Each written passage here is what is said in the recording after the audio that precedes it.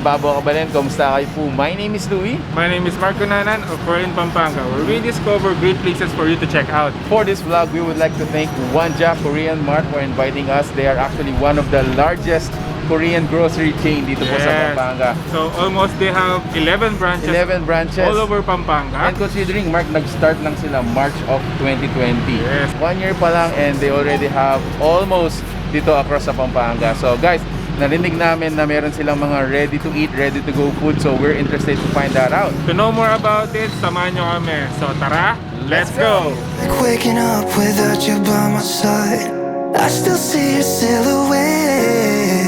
Why don't we go back to your bedroom?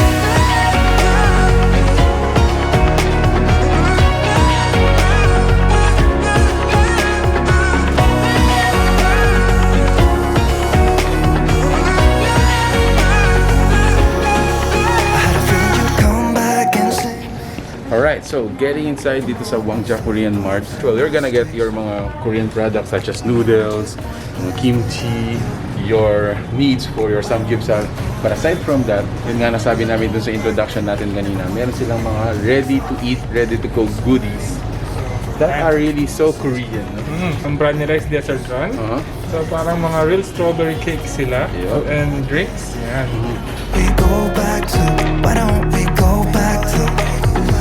So dito naman guys, meron tayong mga imported cakes that are from Korea. Yung mga pinakita namin kanina are local made. So these one are imported naman. Like this one, this is strawberry flavor. And then meron tayong coffee flavor. Ayan. Check this out. Check my feeling guys.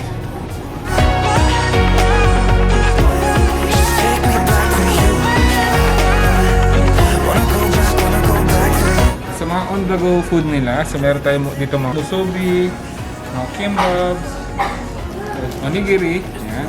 So available dito. At the same time, meron din tayo mga makis, and ito, mga package of Big Maki. Tara!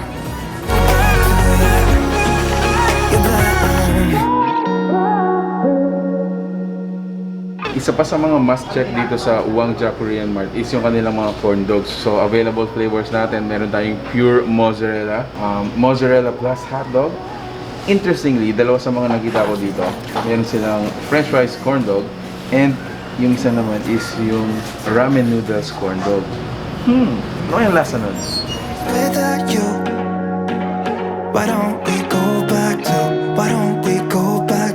never wanted to end it like we did. I guess shit happens for a reason, but it's like something feels different from back then. Why don't we go back to, Alright, ito yun Mark, ito yung table natin for today. So meron pa tayong darating na order dito. So these are there. Yung ano nila, tteokbokki and yung mga Egg rolls. Egg rolls. Yan. Available din sila dito. I can almost imagine, Mark, darating araw kapag available na yung dining experience nila. As in, including these plus their menu, mag-enjoy talaga yung mga tao na pupunta sa Wangja. Yeah, as of now kasi ito yung mga on-the-go food nila. Yep. Or ready-to-eat food na pwede nang dalhin kahit saan. Exactly. So on our table, of course, meron tayong mga corn dogs. Yes. So sa akin guys, yung merong, this is the ramen noodles, crispy ramen noodles. Saka naman yung fries nila with corn dog. So tingnan natin guys.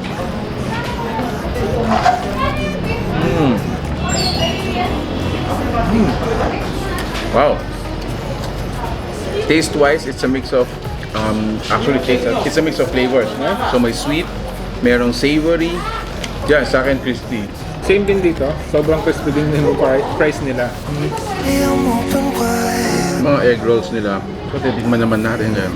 Oh, I'm interested dun sa mga musubi nila. You know? Kasi ito yung mga nauuso na parang heavy meal. Yes? So you can actually order here. You're going to work. Nagmamadali ka, hindi ka nakapag-almusal. So you get a musubi or a onigiri. Yes. And then you can eat it along the way. Or pagdating mo sa work, huwag ka mag-almusal. Actually, kung makikita mo pa rin, yan, so it's a combination of spam and rice. So pwede siyang on the go. So this is a beef teriyaki. Meron tayong seaweed paper dito. And then rice of course in the middle.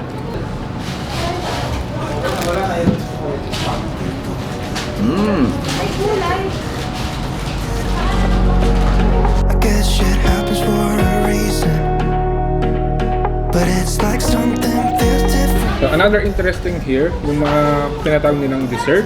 So they are Korean dessert inspired. So meron tayo ditong mga Strawberry milk. strawberry milk from Dessert Run. So meron siyang mga strawberry, yan o.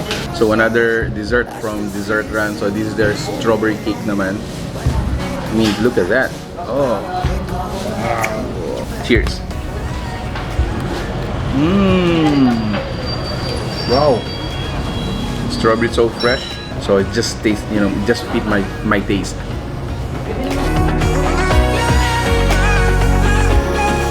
had a feeling you'd come back and save me from all my slip-ups and mistakes, and now I'm just pointless. Alright, so once again, congratulations Wangja Korean Mart for your success. More branches to come dito po sa Pampanga. So dito guys, meron silang VIP card. There's gonna be just 100 of these. Yes, 100 pieces lang yung ipoproduce nila. Yes.